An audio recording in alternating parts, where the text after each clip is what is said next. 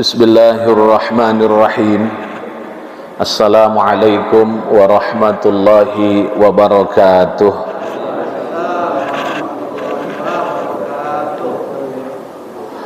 Alhamdulillahilladzi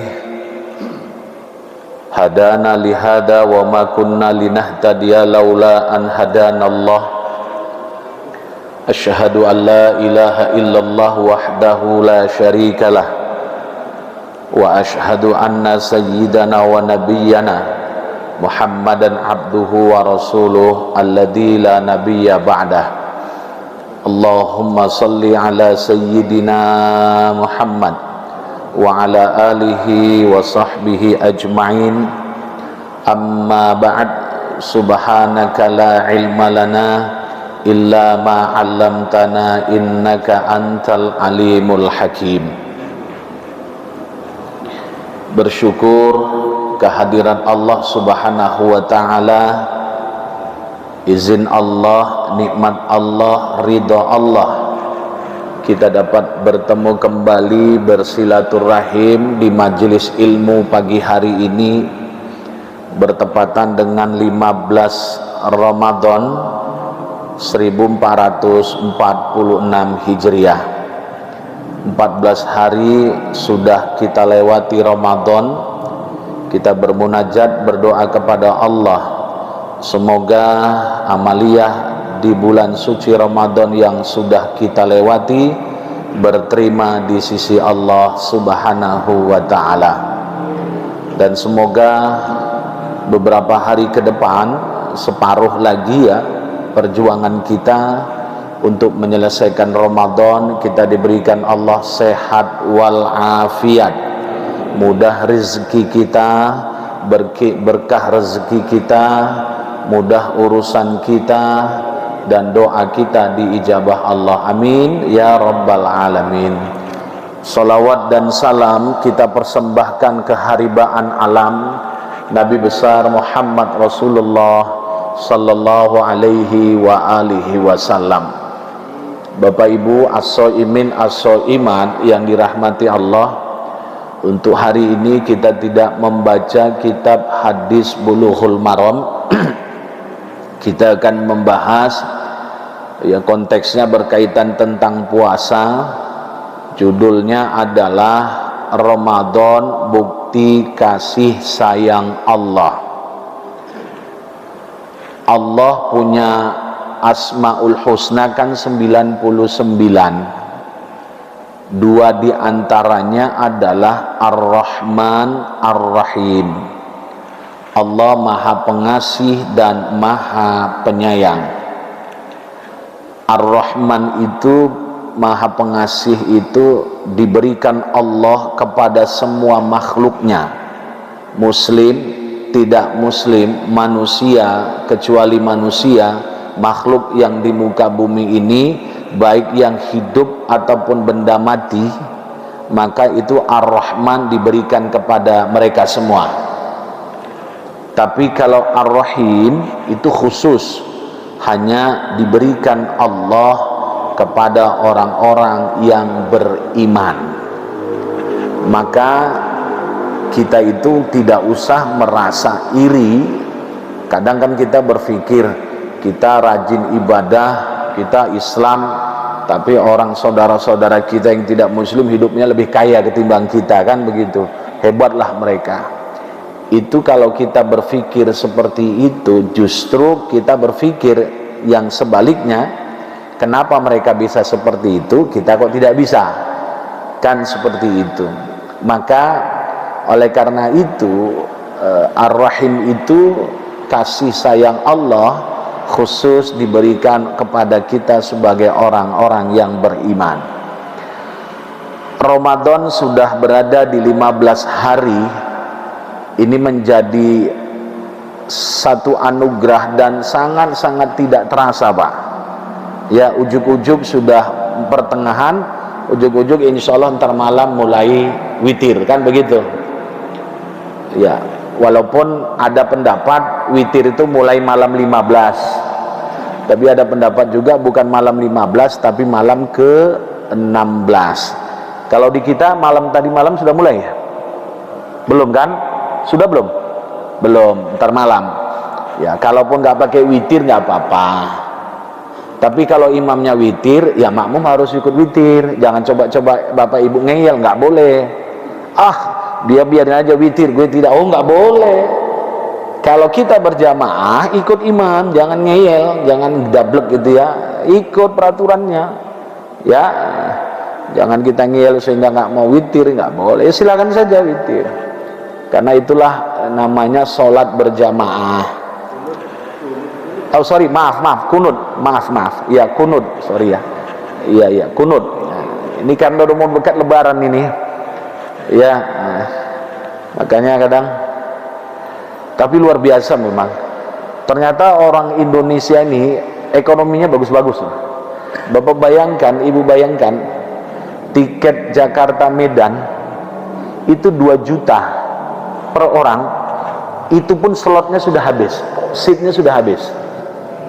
Bayangkan itu 2 juta. Maka kalau saya nggak dapat tiket, saya berangkatnya habis Idul Fitri.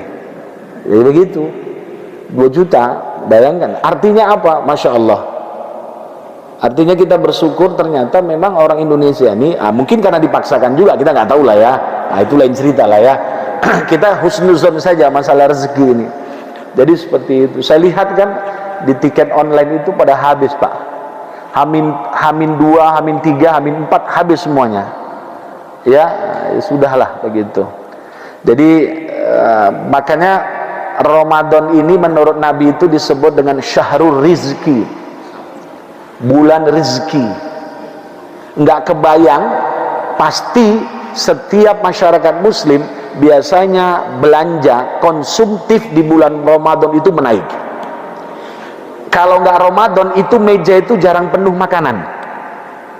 Kalau sudah Ramadan penuh nggak Pak? Penuh rata-rata, penuh itu. Itulah artinya apa? Luar biasanya. Timun suri itu kalau nggak di Ramadan nggak ketemu. Ya mungkin karena nanamnya pas, prediksi mereka panennya di bulan Ramadan. Tapi saya ingin mengatakan bahwa Ramadan ini bulan rezeki yang sangat luar biasa. Ya, artinya rezeki itu jangan dibayangkan hanya uang saja Pak, bukan. Karena mindset kita kalau berpikir rezeki itu hanya uang, itu salah besar. Rezeki itu apa?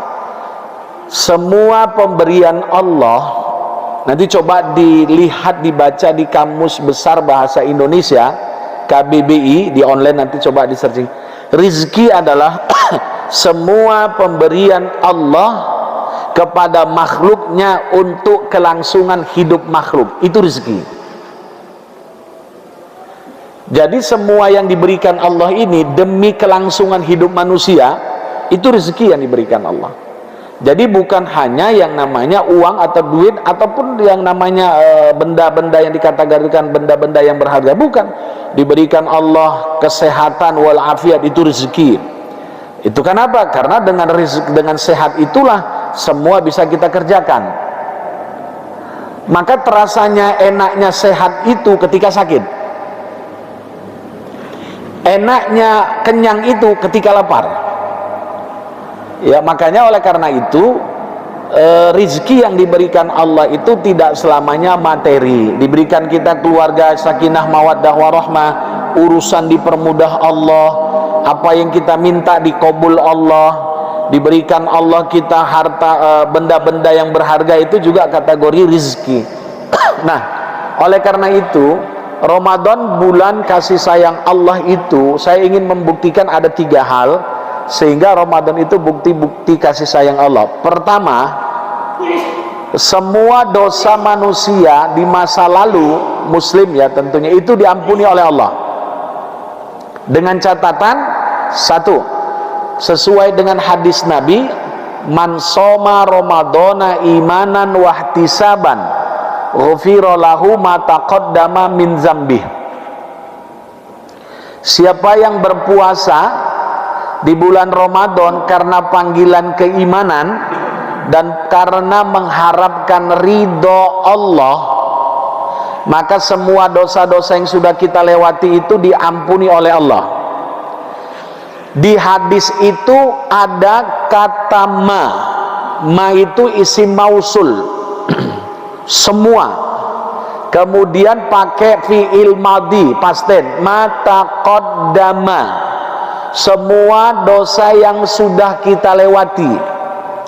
Kapan manusia itu dianggap berdosa? Kalau dia sudah mukallaf. Apa itu mukallaf? Orang yang dibebani hukum.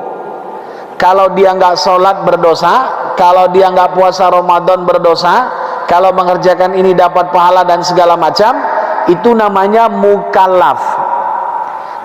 Termasuk orang yang mukallaf itu dia sudah baligh. Baligh itu bagi laki-laki pernah mimpi muhtalim ataupun ihtilam, bagi perempuan haid.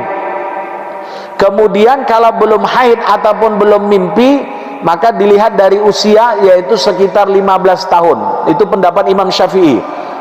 Sehingga kita ratakan saja, seseorang yang sudah berumur 15 tahun, ketika dia tidak melakukan perbuatan yang dituntut, yang dikategorikan wajib, kan berdosa. Maka oleh karena itu, berkat Ramadan itu, kalau dia berpuasa Ramadan karena panggilan keimanan dan mengharapkan pahala ridho Allah, semua dosa kita dimulai dari sejak kita baligh itu semua diampuni Allah, Pak. Masya Allah. Allah itu tidak hitung-hitungan, Pak. Kalau sudah memberi, Allah itu sangat sayang kepada hambanya, kepada makhluknya. Buktinya apa? Kalau kita berpuasa Ramadan selama 1 bulan ini karena panggilan keimanan dan mengharapkan ridho Allah atau pahala dari Allah, semua dosa kita yang sudah lewat diampuni Allah, Pak. Di hadis itu tidak dijelaskan dosa berapa tahun. Jadi nggak pakai limit waktu, kan nggak dijelaskan di hadis itu semua dosa kita dimulai tahun 2021 sampai 2025 itu semua dosa kita diampuni. Enggak, semuanya. Kalau sudah manusia itu terhitung yang disebut dengan baligh atau mukallaf. Tapi catatannya, puasa Ramadan kita lakukan dengan panggilan keimanan dan mengharap ridho Allah. Kalau sudah panggilan keimanan kita beribadah, maka rasanya enak dan enjoy saja. Tapi kalau kita beribadah itu bukan karena panggilan iman, karena panggilan selain Allah, itu ibadah terasa nggak enak, nggak nyaman kita ibadah. Ya, maka oleh karena itu bagi kita, semoga 15 hari atau 14 hari yang sudah kita lewati, amal ibadah puasa kita itu nanti bisa menghapuskan semua dosa kita. Masya Allah. Dulu kita hidup di kantor masih aktif, yang halal, yang haram jadi halal, ya kan? Dosa oplos BBM itu diampuni Allah enggak? Pak, mau nanya dulu, dosa yang oplos BBM kemarin diampuni Allah enggak? Hah? Enggak ada maaf baginya? Itu kalau kita. Dosa yang korupsi timah kemarin, ya, itu oplos BBM kemarin itu berapa triliun itu, dan itu sudah lama waktunya. Bisa bayangkan itu, Pak. Itu diampuni Allah enggak? Bu, itu dosanya diampuni Allah enggak? Insya Allah. Asal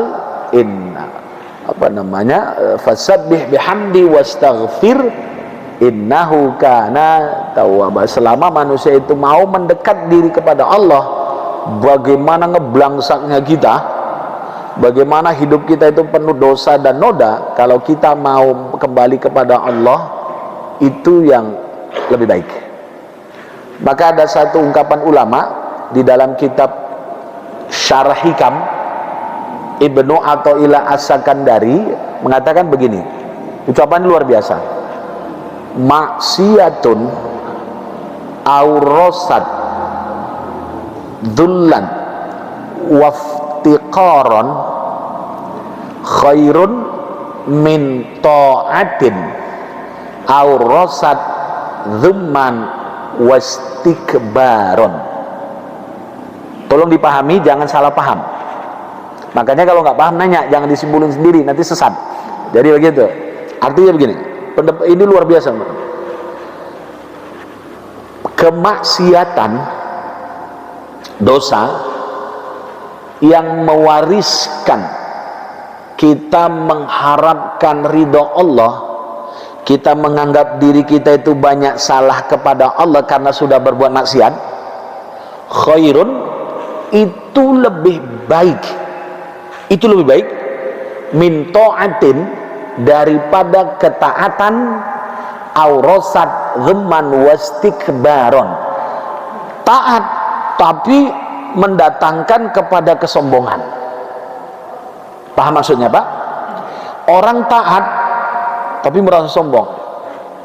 Mereka itu nggak ada apa-apanya, gue ini ngaji rajin, tahajud nggak pernah tinggal, baca Quran nggak tinggal, sedekah gue lah yang paling hebat, saya yang paling hebat, dermawan saya. Dia akhirnya sombong. Kalau orang yang sudah sombong itu kan jauh dari Allah. Ya sholat rajin biasa, tapi di dalam dirinya mendatangkan kesombongan, dan sombong itu adalah satu sifat daripada iblis. Wa id qulna lil malaikati isjudu li adama fasajadu illa iblis aba wastakbar wa kana minal kafirin. Ketika kami perintahkan kepada para malaikat untuk sujud, fasajadu lila iblis, semuanya sujud kecuali iblis. Iblis kenapa? Mereka aba, merasa enggan, nggak mau, wastakbar, dan mereka sombong. Jadi kehadiran kita ngaji pun kali ini, kalau bapak saya merasa paling hebat, yang nggak datang ke masjid Bani Umar nih nggak ada apa-apanya lah, kita lah yang hebat, ngaji ngantuk-ngantuk datang, itu menjadikan kita sombong. Dan sombong itu adalah dilarang Allah. Lebih bagus, jangan salah paham ya, jangan salah paham, lebih bagus pelaku maksiat dengan kemaksiatannya itu merasa hina, waftiqaran, itu kan merasa hina, al-faqir merasa hina di hadapan Allah, itu bagus, dan itu sangat dituntut. Yang nggak boleh merasa hina di hadapan manusia, itu nggak boleh. Kalau kita merasa hina di hadapan manusia, apa yang terjadi? Kita merasakan diri kita itu hina, sehingga kita berharap sama seseorang. Tapi kalau kita mengharapkan, menghinakan diri kepada Allah, itu yang sangat dituntut. Orang yang sudah berbuat maksiat, semakin dia mendekatkan diri kepada Allah. Tapi kalau dia berbuat maksiat nggak mendekatkan diri kepada Allah, itu parah, kan begitu, nggak boleh. Jadi itu Pak, itu pernyataan Ibnu Athaillah As-Sakandari dalam kitab namanya Syarah Hikam. Jadi bagaimanapun kita sudah beramal ibadah, jangan merasa sombong. Ya, jangan kita mengklaim orang yang nggak ngaji hari ini, malas itu Ustaz, pasti tidur. Jangan, nggak boleh seperti itu. Maka disitulah yang diharapkan namanya berbaik sangka. Jadi orang yang taat mendatangkan kerendahan hati, mendatangkan sikap nggak sombong. Lah orang taat kok sombong, itu kebalik namanya. Iblis itu cuma satu kan salahnya. Apa? Nggak mau sujud kepada Nabi Adam karena diperintahkan Allah, nggak mau. Kenapa? Karena dia merasa hebat dibandingkan namanya Adam. Kenapa? Dia mengatakan bahwa aku diciptakan dari api, ente Adam, ya istilahnya seperti itu. Lo Adam diciptakan dari tanah, gue lebih hebat. Itu. Makanya, bolehkah kita hidup kaya? Silahkan. Bolehkah Ustadz naik mobil mewah? Oh silahkan. Yang nggak boleh itu sombong. Dengan nanti mobil mewah kita hidup kaya, gue lah yang paling hebat. Kalau salaman harus cium tangan orang. Ya, itu justru nggak boleh. Jadi yang tidak boleh itu sombongnya. Sama juga, maaf, orang-orang yang berpaham tidak boleh isbal, dan itu ada hadisnya. Tapi bukan hanya sekedar isbalnya. Isbal itu celananya lewat mata kaki. Kalau orang-orang yang berpaham tidak seperti itu, dia menganggap celana di atas mata kaki istilahnya cingkrang, itu mereka lebih mengatakan lebih hebat. Aku yang paling sunnah, aku yang paling hebat, lu nggak boleh. itu nggak boleh karena sombong. Jadi larangan isbal itu bukan karena isbalnya, tapi karena sombong. Jadi seperti itu. Jadi kita itu orang yang rajin ibadah, orang yang taat itu justru kita semakin enak sama orang. Jangan merasa sombong. Orang tuh nggak ada apa-apanya Ustaz, mereka nggak pernah ngaji, aku yang paling hebat Ustaz. Ya, di Bani Umar itu Ustaz, aku yang paling hebat, saya yang paling hebat. Tiap hari Sabtu saya datang Ustaz. Wah, itu namanya sombong.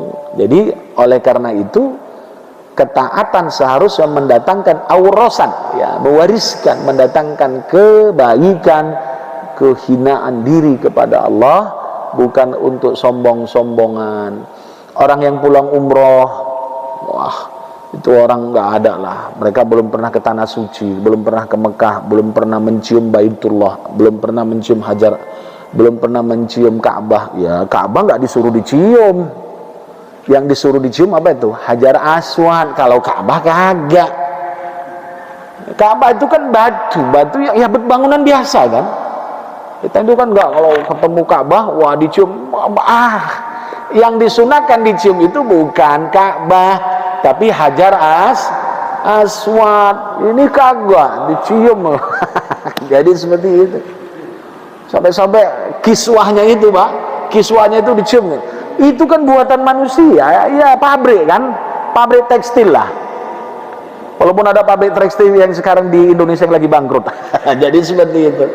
Jadi oleh karena itu jangan seperti itu. Jadi Bapak Ibu, pesan Ibnu Athaillah itu sangat luar biasa. Artinya ketaatan itu seharusnya menjadikan kita itu baik sama orang, mendekatkan diri kita kepada Allah.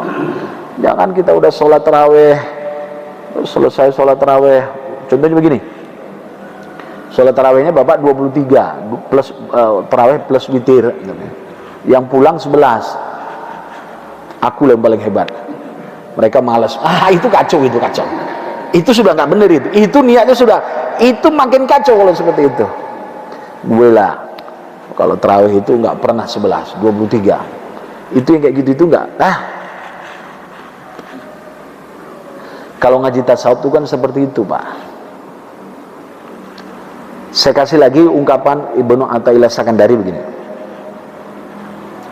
Min alamatit tiba'il hawa al-musara'atu ila nawafilil khairat wat takasul an fi'lil wajibat. Pahami?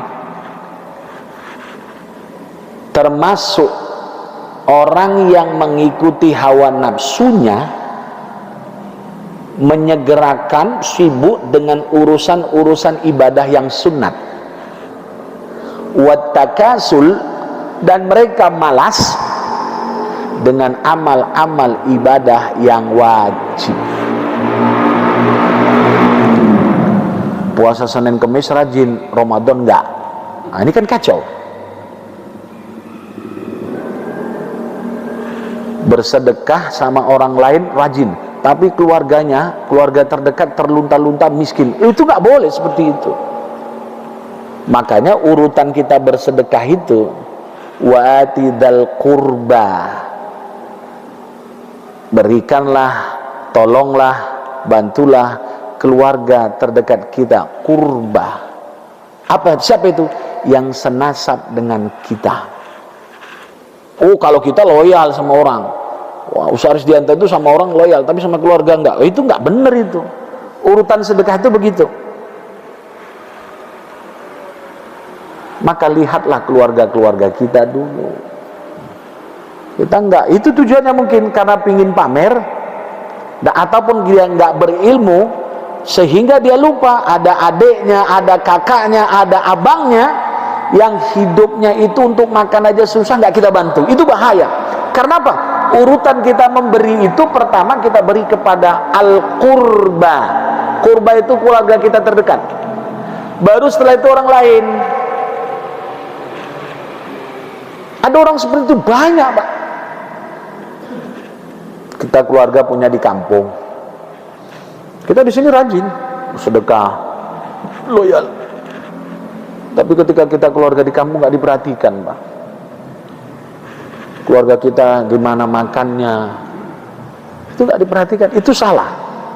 Selesaikan dulu urusan keluarga, berikan mereka sedekah kita dan segala macam. Kalau sudah mereka terayomi, baru berpindah kepada orang lain. Itulah hebatnya itu nasab itu, Pak. Seperti nasab itu sangat hebat. Jangan istilahnya biar tersohor asal tekor. Kalau sama orang loyalnya luar biasa itu. Tapi sama keluarga sendiri gimana bapak itu? Adiknya ditanya, adiknya hidupnya pas-pasan. Enggak lah Pak, dia nggak pernah ngasih rezeki aku, nggak perhatian sama aku. Jadi seperti itu tuh salah, Pak, salah besar. Ya, jadi itu urutan. Jadi jangan kita berlomba-lomba al-musara'ah, isra' masari', berlomba-lomba dalam urusan yang sunnah, tapi lupa, malas kita dengan urusan yang wajib. Itu salah. Seharusnya dibalik, kita berlomba dengan urusan yang wajib, urusan yang sunnah itu nggak mesti berlomba-lomba.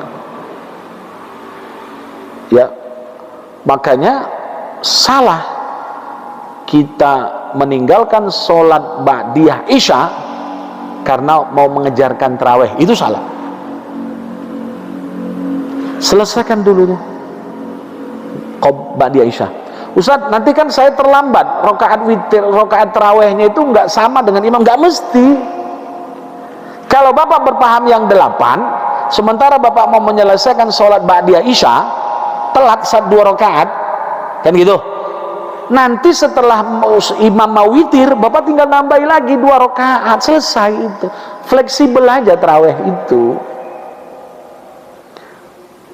Kita kan kadang enggak, karena udah sampai ke masjid, itu isanya telat, sudah Bilal sudah ngomong subhanal malikil ma'bud, ya kan, udah kita nggak sholat ba'diyah, itu nggak pas, karena pahalanya yang lebih besar adalah sholat ba'diyah ketimbang sholat tarawih. Itu jadi bapak saya kerjakan aja ba'diyah. Ustaz, nanti saya nggak bersama imam tarawih, biarin. Nanti ketika imam sudah selesai mau witir, kalau bapak mau tarawih, lanjutin, tambah 2 rakaat lagi, kan gitu. Ya sudah. Toh juga bilangan rakaat tarawih itu macam-macam. Ada yang mengatakan 39. Coba di Bani Umar buat 39, Pak. Bubar. Kita ini kadang serba salah. Maka kadang kebijakan apa nih? Kadang kasihan juga kita lihat. Ustaz, imamnya nggak usah lama-lama supaya jemaahnya banyak.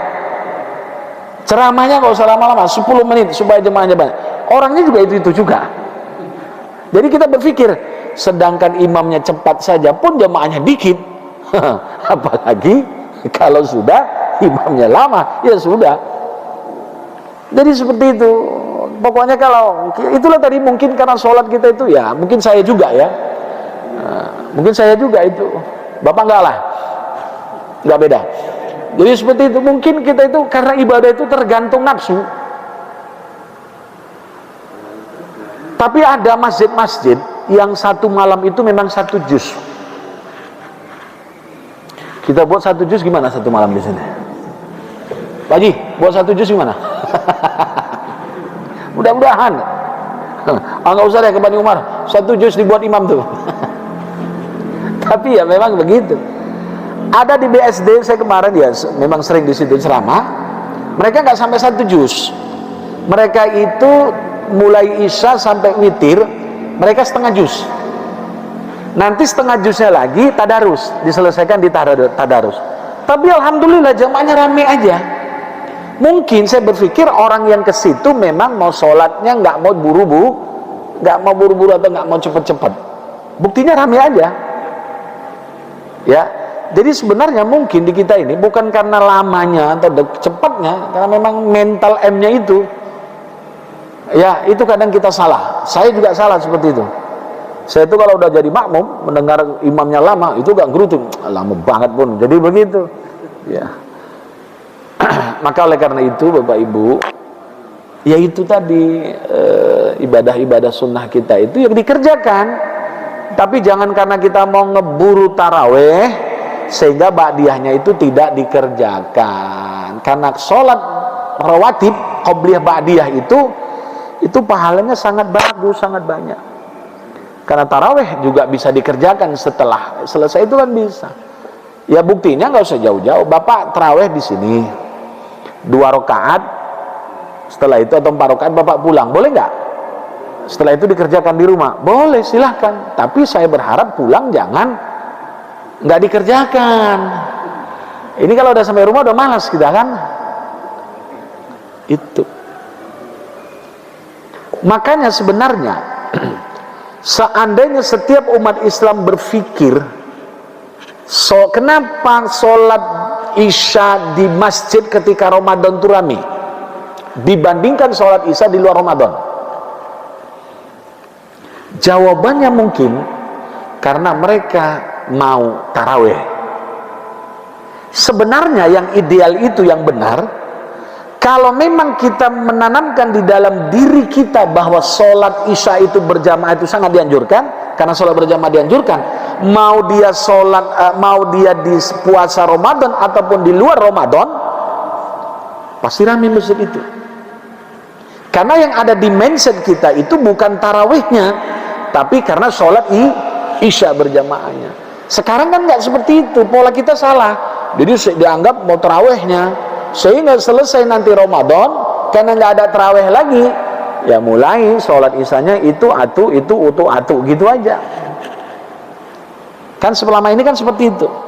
Karena apa? Karena kita tidak berpikir untuk sholat isya berjamaahnya, tapi yang kita pikirkan sholat tarawih. Nabi saja pun tarawih lebih banyak berapa hari di masjid, setelah itu di rumah. Cuma kita itu kadang bermasalah kalau sudah di rumah, malas. Apalagi kalau sudah ketemu kopi di rumah, antar aja lah, habis kopi ini dulu, habis kopi sama rokok sebatang, udah itu ngantuk, ya sudah bablas.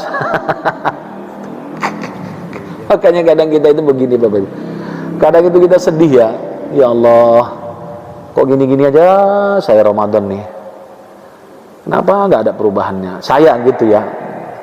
Apa nggak ada perubahannya? Tarawih juga karena nafsu. Tapi untuk membangun itu harus dicoba. Ramadan itu sangat luar biasa manfaat dan hibahnya.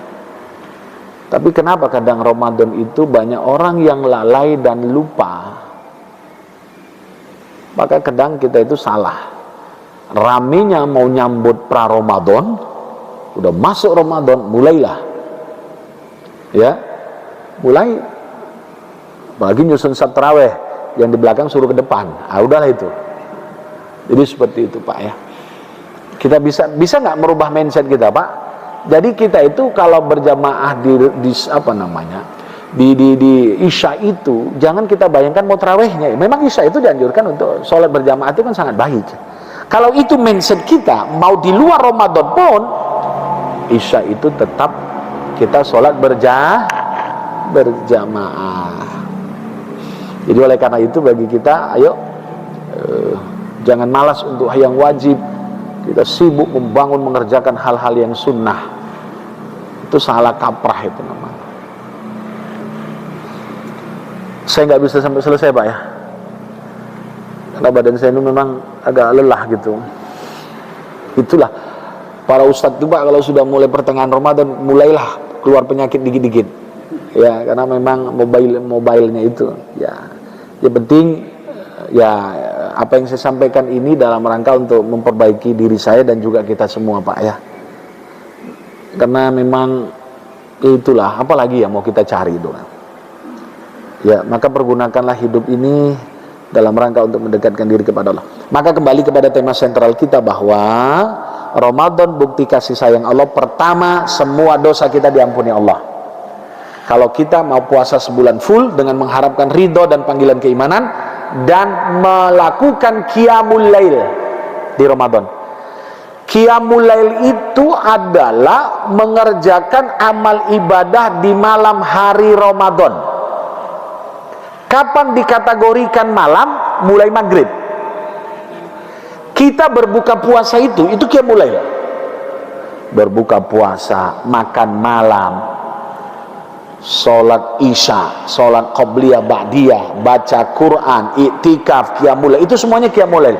Witir, tarawih, sholat sunat mutlak, sholat sunat taubat, itu semua adalah Qiyamul Lail. Kalau kita Ramadan itu bisa mempergunakan Qiyamul Lail di bulan Ramadan itu, sama juga ganjarannya. Semua dosa kita itu diampuni oleh Allah. Jadi satu, Ramadan bukti kasih sayang Allah, dosa kita semua diampuni oleh Allah. Kedua, diturunkannya Al-Quran. Surah Al-Alaq ayat 1-5 itu kan pertama kali turunnya di bulan suci Ramadan, 17 Ramadan. Ketiga, termasuk Ramadan bukti kasih sayang Allah apa? Adanya Lailatul Qadar di bulan Ramadan. Selain Ramadan tidak ada Lailatul Qadar. Ini saja yang dapat saya sampaikan. Bapak Ibu ada yang mau bertanya nggak? Silakan. Silakan Pak, Ibu. Ya, silakan Mas. Waalaikumsalam warahmatullahi.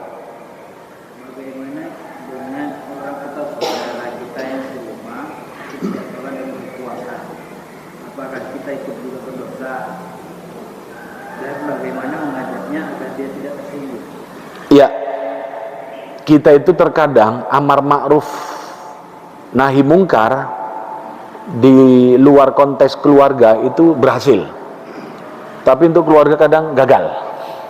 Sama juga, maaf, ustadz tuh kalau sudah ngomong pandai kali di luar, tapi bininya pun kadang nggak tertutup aurat.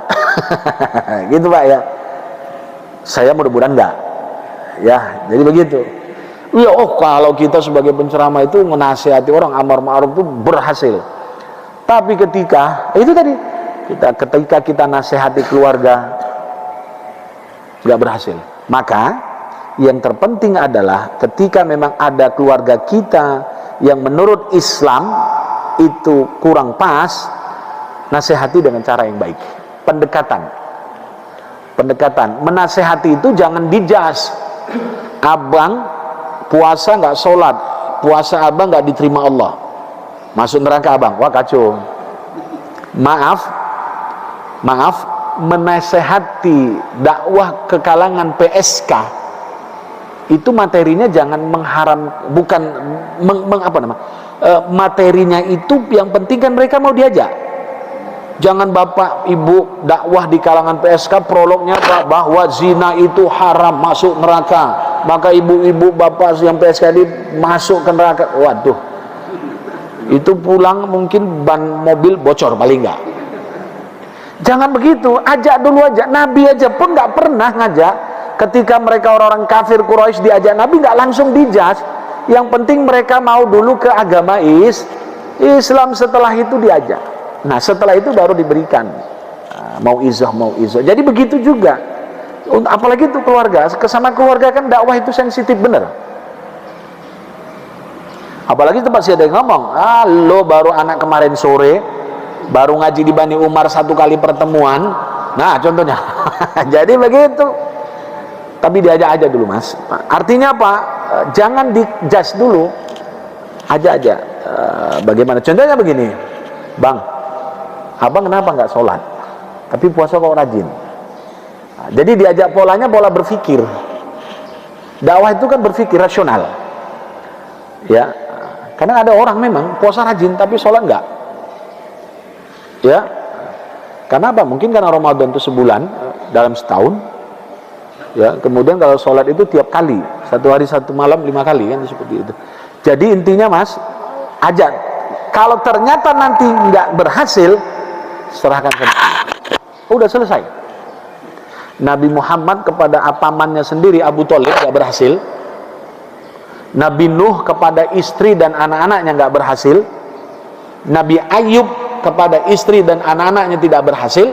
Konon lagi kita manusia yang bukan Nah, dia udah nggak usah ngotot gitu. Udah, yang penting tetap dinasehati dan didoakan. Itu yang penting.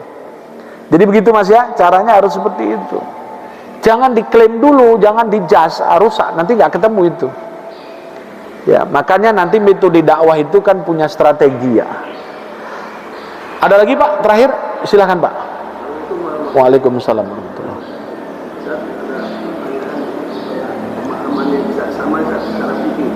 Sebenarnya qiyamul lail itu kan sama-sama sholat malam. Tapi kalau orang habis sholat tarawih sama tahajud terus tahajud lagi itu gimana secara fikih? Tahajud tidak ada larangan beberapa kali kita kerjakan. Tahajud tidak, ya nggak boleh witir. Kalau witir sudah dikerjain, jangan nanti witir 2 kali. Tidak boleh witir 2 kali dikerjakan dalam satu malam. Contoh Bapak di sini udah witir.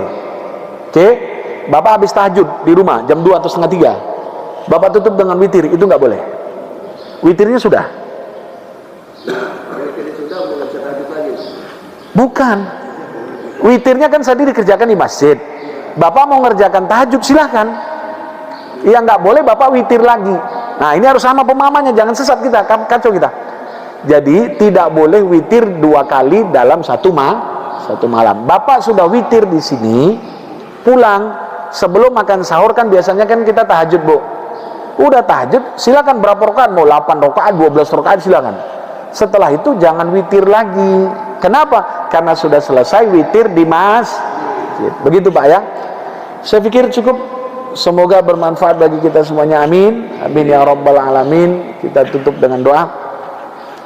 Bismillahirrahmanirrahim. Alhamdulillahirabbil alamin wassalatu wassalamu ala asyrafil anbiya'i wal mursalin wa ala alihi washabbihi ajmain. Allahumma shalli ala sayyidina Muhammad wa ala ali sayyidina Muhammad. Allahumma innaka 'afuwwun karim tuhibbul 'afwa fa'fu 'anna ya karim. Rabbana taqabbal minna salatana wa shiyamana wa du'aana wa sayyiru a'malina fid dunya wal akhirah. Allahumma ij'al jam'ana hadha jam'an marhuma wa tafarruqana min ba'di tafarruqan ma'suma. Rabbana atina fid dunya hasanah wa fil akhirati hasanah wa qina adzabannar. Wassallallahu wasallam alaihi walhamdulillahi rabbil alamin. Terima kasih, mohon maaf atas segala kekurangan. Wal afwa minkum jami'an. Subhanakallah wa bihamdik asyhadu an la ilaha illa anta astaghfiruka wa atubu ilaik. Billahi taufiq wal hidayah. Assalamualaikum warahmatullahi wabarakatuh.